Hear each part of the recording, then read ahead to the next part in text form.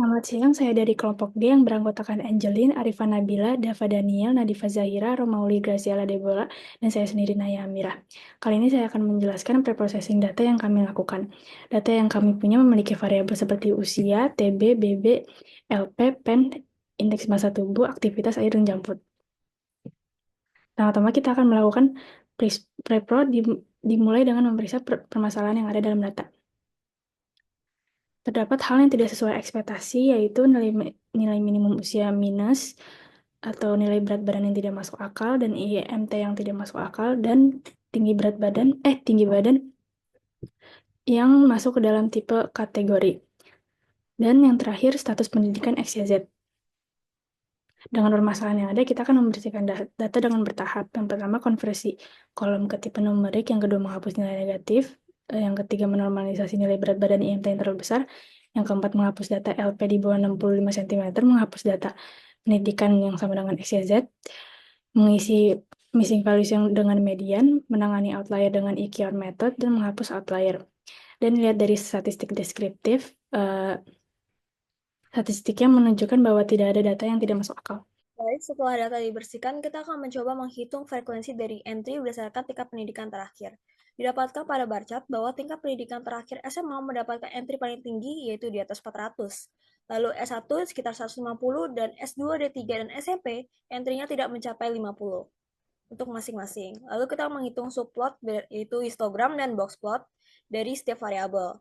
Pada usia, dia cenderung ke kanan, jadi dia lebih banyak yang tua. Lalu tinggi badan dia normal, berat badan juga normal. Lalu lingkar pinggang dia cenderung ke kiri, jadi lebih banyak yang lingkar pinggangnya lebih kecil. Lalu untuk indeks massa tubuh dia juga normal. Lalu aktivitasnya dia itu konstan, yaitu jumlah frekuensi yang beraktivitas tinggi dan jarang beraktivitas itu sama. Lalu untuk air juga sama, lalu untuk konsumsi junk food juga sama, yaitu cenderung konstan.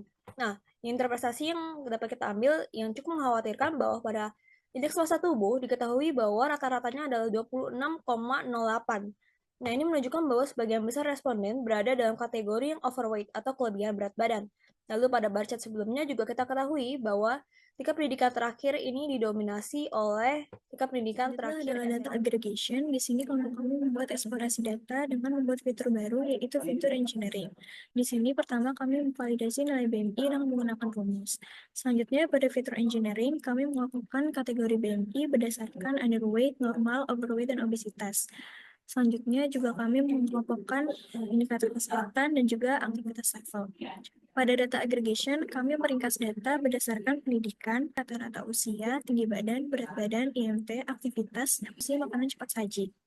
Untuk visualisasi datanya, di sini kami menggunakan bar chart yang menampilkan rata-rata dari health score diukur berdasarkan level pendidikan.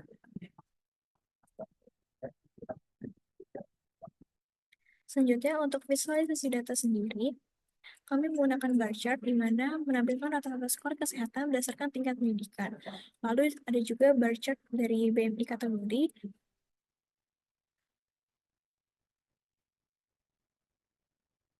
di mana menunjukkan distribusi jumlah individu dalam kategori BMI, yaitu underweight, normal, overweight, dan juga obesitas. Selanjutnya ada pie chart atau dalam level aktivitas, di mana memvisualisasikan persentase distribusi tingkat aktivitas dalam kelompok high, moderate, dan juga low. Selanjutnya, kami melakukan agregasi data kembali berdasarkan kategori tertentu, yaitu pendidikan, dan juga membuat ringkasannya. Untuk visualisasi pada kode ini, kami menggunakan heatmap untuk korelasi, di mana pada heatmap ini memungkinkan iterasi antar fitur yang dapat berguna untuk analisis yang lebih lanjut. Berikut untuk korelasi dari matriks agregasi datanya. Selanjutnya, kami juga menggunakan bar chart, di mana bar chart ini menurut kami cocok untuk membandingkan rata-rata usia antar kategori supaya lebih jelas. Baik, selanjutnya saya akan menjelaskan mengenai K-means clustering yang menggunakan paralel dan non-paralel. Di sini kita akan melakukan encoding terlebih dahulu untuk data yang masih kategorik, yaitu data pendidikan. Kemudian ada beberapa yang harus diimport, yaitu ada NumPy untuk perhitungan matematika, kemudian ada Pandas untuk membaca data dalam bentuk tabel, kemudian ada Time untuk melihat waktunya, kemudian ada multiprocessing untuk meningkatkan efisiensi K-means. Di sini kita mengambil random seed-nya 42 karena merupakan angka yang populer di kalangan di kalangan komunitas data. Kemudian di sini ada algoritma untuk K-means non paralel dan ada algoritma untuk paralel. Kemudian di sini ada hasilnya, yaitu untuk non paralel lebih cepat daripada paralel karena mungkin datanya terlalu dikit untuk paralel sehingga tidak terlalu efisien. Kemudian di sini untuk kita akan memperlihatkan bahwa hasil dari paralel dan non-paralel itu adalah sama. Di sini dengan kode yang di atas tadi didapat bahwa klaster yang dihasilkan paralel dan non-paralel adalah sama. Maka di sini merupakan klasternya. Baik, selanjutnya adalah visualisasi untuk clusteringnya. Berikut ini adalah keseluruhan hasil clustering untuk setiap pasang kolom yang digunakan. Selanjutnya ada beberapa interpretasi, diberikan beberapa interpretasi. Yang pertama adalah berat badan dengan usia. Didapatkan bahwa klaster 0 mengelompokkan usia menengah ke atas dengan berat badan rendah ke menengah. Lalu klaster 2 mengelompokkan usia muda hingga menengah dengan berat badan rendah hingga menengah. Klaster 3 cenderung mengelompokkan usia menengah ke atas dengan berat badan menengah ke atas. Sedangkan untuk klaster 1 yang berwarna kuning ini mengelompokkan data yang mirip dengan klaster 3 tapi lebih tersebar, yaitu usia menengah ke atas dan berat badan menengah ke atas. Selanjutnya IMT dan berat badan. Nah, berikut ini didapatkan bahwa ada tren linear antara IMT dengan berat badan. Klaster 0 dan 2, yaitu yang berwarna biru dan berwarna hijau, itu mengelompokkan data dengan IMT dan berat badan yang rendah. Lalu disusul dengan klaster 1 dan 3, yaitu berwarna kuning dan merah, dengan IMT dan berat badan yang lebih tinggi. Selanjutnya ada distribusi frekuensi klasternya. Didapatkan bahwa klaster 0 memiliki jumlah data itu yang banyak, 186, lalu klaster 1 memiliki jumlah yang paling banyak, yaitu sebesar 194. Selanjutnya ada data klaster 2 dan klaster 3 yang memiliki jumlah yang lebih kecil, yaitu 89 dan 163.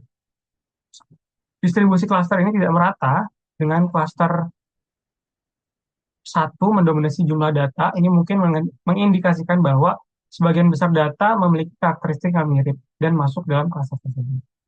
Kesimpulan umumnya yaitu akurasi K-means jika distribusi yang dihasilkan tidak sesuai dari ekspektasi, maka pemilihan jumlah klaster atau variabel itu bisa ditinjau kembali.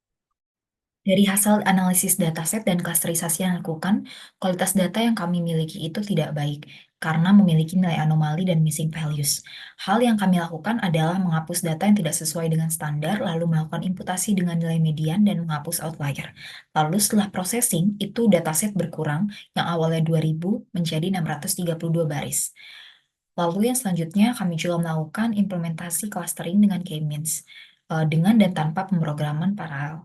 Dan dilihat bahwa K-means tanpa pemrograman paralel itu waktunya itu lebih cepat dibandingkan yang menggunakan pemrograman paralel.